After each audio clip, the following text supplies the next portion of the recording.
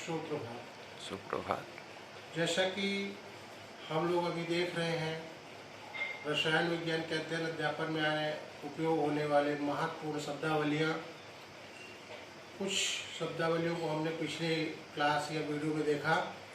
आज हम जो देखेंगे उसके अंतर्गत परमाणु क्रमांक, परमाणु द्रव्यमान, समस्थानिक, समभारिक, सम न्यूट्रॉनिक, सम इलेक्ट्रॉनिक और अपरूपता, इन शब्दों के बारे में जानकारी प्राप्त करेंगे। सबसे पहले आते हैं परमाणु क्रमांक की। तो परमाणु क्रमांक जो होता है, किसी परमाणु में उपस्थित प्रोटॉनों की संख्या को परमाणु क्रमांक कहा जाता है। कई शिक्षक आपको ऐसा भी लिखा सकते हैं कि किसी परमाणु में उपस्थित प्रोटॉन अथवा इलेक्ट्रॉन की संख्या को परमाणु क्रमांक कहा जाता है, क्योंकि परमाणु में जितने प्रोटॉन होते हैं उतने ही इलेक्ट्रॉन होते हैं। लेकिन सामान्य रूप से मैं जो लिखवा रहा हूँ वो है परमाणु में उपस्थित प्रोटॉनों की संख्या को परमाणु क्रमांक कहा जाता। उसके बाद आता है परमाणु द्रव्यमान। परमाणु द्रव्यमान का सीधा संबंध है परमाणु के नाभिक से, न्यूक्लियस से, और परमाणु के नाभिक में उपस्थित प्रोटॉन और न्यूट्रॉनों की संख्या को परमाणु द्रव्यमान कहा जाता है। अर्थात हम कह सकते हैं परमाणु द्रव्यमान बराबर P/N। इसके पश्चात आते हैं हम परमाणुओं या आयनों के कई ऐसे समूह देखते हैं जो अपनी भी अलग अलग विशेषता रखे रहते हैं, जहाँ पे हो सकता है उनके परमाणु क्रमांक एक जैसे हो, या परमाणु द्रव्यमान एक जैसे हो, या न्यूट्रॉनों की संख्या समान हो, या इलेक्ट्रॉनों की संख्या समान हो, तो उन्हें एक नाम दिया गया है रसायन विज्ञान में। तो नामों को देखते हैं, उनके बारे में जानकारी लेते हैं। तो सबसे पहले आता है समस्थानिक।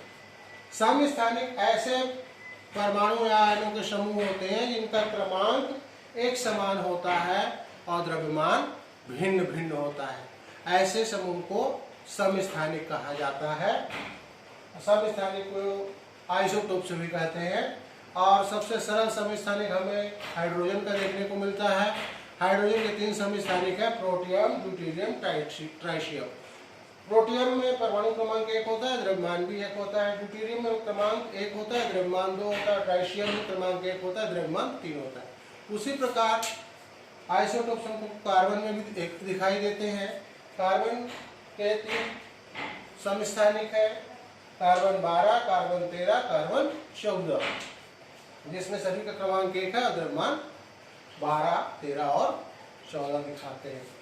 उसके बाद एक और जो पारिभाषिक शब्द हम लोगों के सामने अक्सर आता है वह है आइसोबार, समभारिक। नाम से स्पष्ट है कि इसमें भार क्या होंगे, समान होंगे। जैसे आइसोटोप्स में हमने देखा था क्रमांक समान थे और भार में भिन्नता थी, जबकि समभारिक में भार समान होगा और क्रमांक में भिन्नता होगी। और इसके एकदम सरल एग्जांपल हम देख सकते हैं कार्बन 14 और कार्बन नाइट्रोजन 14। कार्बन का कौन सा समस्थानिक 14 और नाइट्रोजन 14। हम देख रहे हैं कार्बन का क्रमांक 6 है, नाइट्रोजन का क्रमांक 7 है, माने कि परमाणु क्रमांक में अंतर है, लेकिन दोनों का द्रव्यमान कितना है, 14 है। और ऐसी स्पीशीज या समूह को हम समभारिक या आइसोबार कहते हैं। इसके पश्चात आता है एक और सम न्यूट्रॉनिक, आइसोन्यूट्रॉनिक। नाम से स्पष्ट है कि ऐसा समूह जिसमें न्यूट्रॉनों की संख्या एक समान हो। उदाहरण अगर हम देखें तो कार्बन 13 और नाइट्रोजन 14। कार्बन 13 का द्रव्यमान 13 है और नाइट्रोजन 14 का द्रव्यमान 14 है। कार्बन 13 में 7 नाइट्रोजन न्यूट्रॉन्स हैं और नाइट्रोजन में भी 7 न्यूट्रॉन है। अर्थात दोनों परमाणुओं में न्यूट्रॉनों की संख्या समान है और संख्या समान होने की वजह से इस समूह को समन्यूट्रॉनिक कहा जा सकता है। उसी प्रकार एक और शब्द है आइसो इलेक्ट्रॉनिक या सम इलेक्ट्रॉनिक। ऐसा समूह जिसमें इलेक्ट्रॉनों की संख्या समान हो। जैसे नियॉन, नियॉन एक अक्रिय तत्व है जिसका क्रमांक 10 होता है, उसमें 10 इलेक्ट्रॉन होते हैं। सोडियम Na+ आयन, एक इलेक्ट्रॉन निकलने से सोडियम का परमाणु सोडियम धन आयन में बदल जाता है, एक धन आयन में बदल जाता है। और उसमें टोटल इलेक्ट्रॉनों की संख्या 10 होती है। उसी प्रकार Mg++ और Al++ में भी इलेक्ट्रॉनों की संख्या 10 होती है और ऐसा समूह सम इलेक्ट्रॉनिक समूह कहलाता है। अब एक और है शब्द अपरूपता। हमें कई ऐसे पदार्थ हमें पर्यावरण में या प्राकृतिक तरीके से या कृत्रिम तरीके से मिलते हैं जो कि रासायनिक संगठन के आधार पर एक जैसे होते हैं, लेकिन उनके भौतिक एवं रासायनिक गुणों में क्या होती है, भिन्नता होती है। इसी को हम कह सकते हैं गुणों में भिन्नता होती है। जैसे कि सबसे सरल उदाहरण हम देखें, हीरा और ग्रेफाइट। हीरा और ग्रेफाइट प्रकृति से मिलने वाले कार्बन के ऐसे अपर रूप हैं जिनके रासायनिक संगठन एक है, अर्थात बड़े कार्बन से है, लेकिन उनके गुणों में, भौतिक गुणों में भिन्नता पाई जाती है। हीरा कठोर होता है, ग्रेफाइट मुलायम होता है। हीरा विद्युत का कुचालक होता है, ग्रेफाइट विद्युत का सुचालक होता है। हीरा चमकदार होता है, ग्रेफाइट काले धूसर रंग का होता है।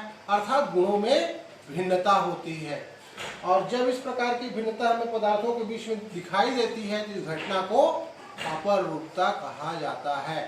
अर्थात रासायनिक संगठन एक जैसा हो और भौतिक गुणों में भिन्नता होती है तो ऐसे पदार्थ अपर रूप और ये घटना अपर रूपता कहलाती है। आज की क्लास में इतना ही, बाकी शेष चर्चा अगली क्लास अगले वीडियो में। धन्यवाद।